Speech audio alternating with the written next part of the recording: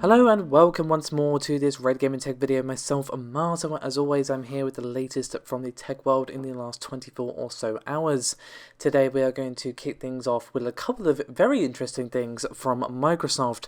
The first of which is actually regarding the Xbox Game Pass. So, Microsoft have been pretty outspoken on their desire to really push PC gaming more, and they have been doing a much better job. And obviously there's still work to be done. Windows Store is a mess, all that sort of thing that we've discussed many times now, but they have just gone really big with Xbox Game Pass, as basically we're going to be seeing their games published on Steam as well as on the Windows Store, and also we're getting Windows 32 support. And yes, you did just hear me correctly, Microsoft's games will now be published on Steam as well, and this is going to begin with arguably their biggest game in a long while, that being Gears 5. So if you didn't want to have to put up with the Microsoft Store to play that game, it's actually going to be on Steam. Phil Spencer also revealed that we are going to be seeing that very important Windows 32 format support on the Microsoft Store itself. And it doesn't stop there, my friends. Microsoft went absolutely ham on this one, as Xbox Game Pass is going to be available on PC as well. As you may recall, this was previously rumoured some time ago.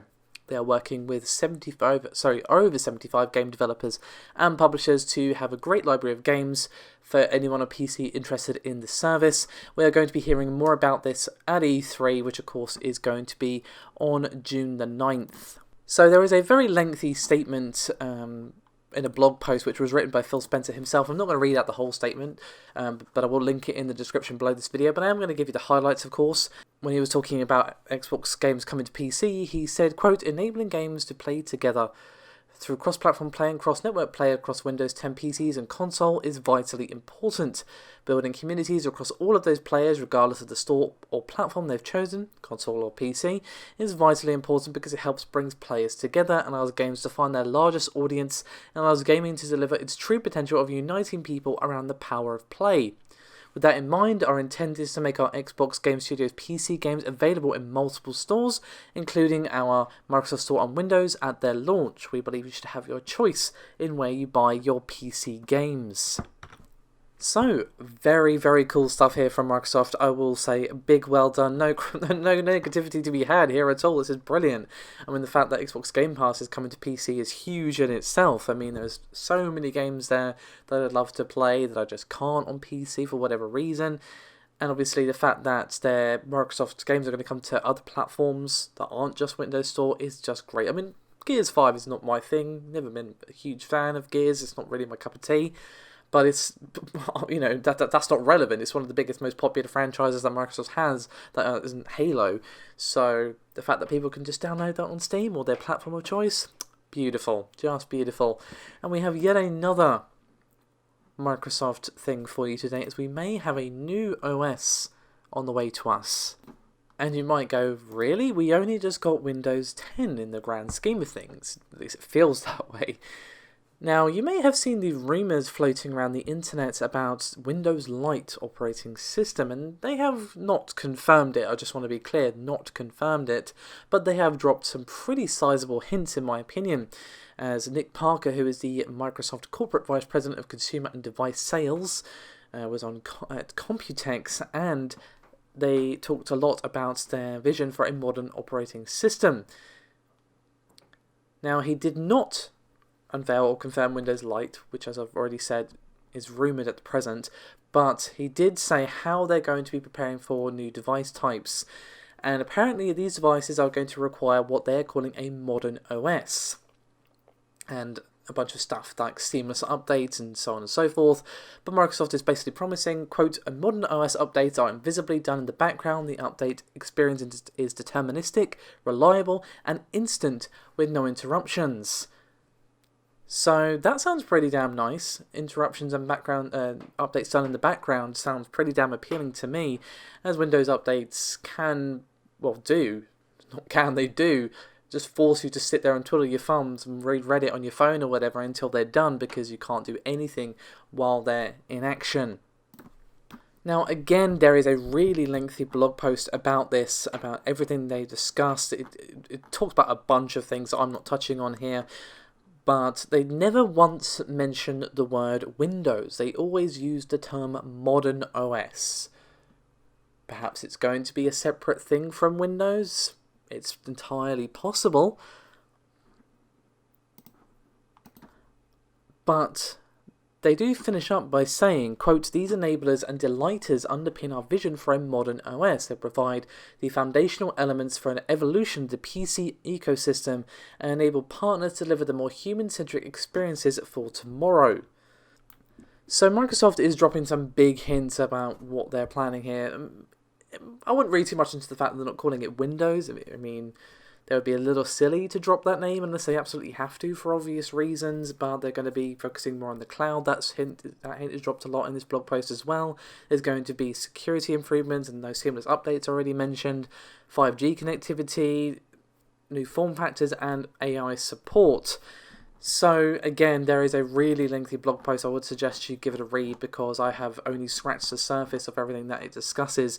But I will say everything here sounds rather interesting. Of course, I'm going to wait and see what we actually have in store. I will say Windows 10 has gotten a lot better. It was pretty awful at launch, I'm not going to lie. I upgraded pretty much on day one. And yeah, pretty much rolled right back to Windows 7 when half my programs broke. So that wasn't a great start, whatever their new vision for a modern OS happens to be. Let's just hope the transition is a little smoother this time. And I think they have definitely learned from their many mistakes with Windows 10. And I just hope that we can see them not repeat those mistakes or make even worse ones with whatever this modern OS ends up being called or how it ends up looking and feeling to us as the end user. So we have a new PCI Express specification next up. So, as you guys probably know, PCI SIG are, they take care of everything PCIe essentially, and they have announced today the release of PCIe 5.0, so PCI 5, and this reaches some pretty impressive transfer rates of 32 GTS and maintains low power and backwards compatibility with previous generations. Now, I do have a bit of a statement here from Al Yanes, who is the PCI SIG chairman and president, and he said, quote, "New data-intensive applications are driving demand for unprecedented levels of performance. Completing the PCIe 5.0 specification in 18 months is a major achievement and is due to the commitment of our members who work diligently to evolve PCIe technology to meet the performance needs of the industry. The PCIe architecture will continue to stand as the de facto standard for high-performance I/O for the foreseeable future. For 27 years, the PCI SIG has continually delivered new versions of I/O standards that enable designers to accommodate the never-ending increases in bandwidth required for the next-generation systems, while preserving investments in prior generation interfaces and software. Over that period, peak bandwidth has increased from 133 megabytes a second to 32 gigabytes a second, a 240 times improvement. The new PCIe 5.0 standard doubles that again to 64 gigabytes a second. We have come to take this increased performance for granted, but in reality it takes a coordinated effort across many members of the PCI SIG to execute these transitions so seamlessly. And I know all of you are going, yeah, but what about the specs? What does it actually bring to the table in terms of the raw specifications and power? Now, it delivers that 32 GTS raw bitrate that I already mentioned, up to 128 gigabytes a second via X16 configuration. It leverages an add to the PCIe 4 specification and support for higher speeds burned via extended tags and credits. Includes backwards compatible CEM connector targeted for add-in cards, and again maintains that all-important backwards compatibility with PCI 4, 3, 2 and 1. And implements electrical changes to improve signal integrity and mechanical performance of connectors. And specifically, it also increases performance in markets such as AI, machine learning, computing, storage, networking, and of course, the one that you're all thinking of, gaming. Now again, there's going to be yet another link for you below. I know, so much juicy information to read for you guys in the description today. But there is a full specification on the PCIe SIG website. I will link that below. Go and give it a read. It is very interesting stuff, but I would argue I've covered pretty much all the juicy bits, but it's there for your perusal nonetheless. So let's finish things up today with a little extra something from Intel. So, one of the things that we have yet to discuss from their Computex conference is the Intel Performance Maximiser, or IPM, overclocking software, which is basically an automatic overclocker for 9th generation unlocked processors. Now, this is a tool which is still in its infancy. Unsurprisingly, it is not even out yet. It's going to be out mid-June, but at present, basically, it evaluates each core individually to find out the maximum speed for that core. And Intel showed in their demonstration a i7-9700K overclocked to 5.2 GHz. But as with any benchmark that's only done in a lab, take that with a pinch of salt. It is nice, however, that they're making overclockers' life a bit easier, and this is definitely going to be their answer to the Ryzen Master, which of course AMD have had for quite some time now.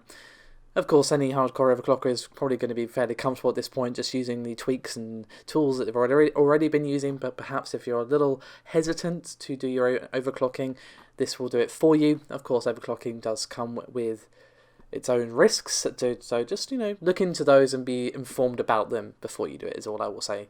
Overclocking is something I think I've done on every system I've had ever since I got into PC gaming, so yeah. Anyway, that is me done for this video. Thank you so much for watching. I'll see you next time.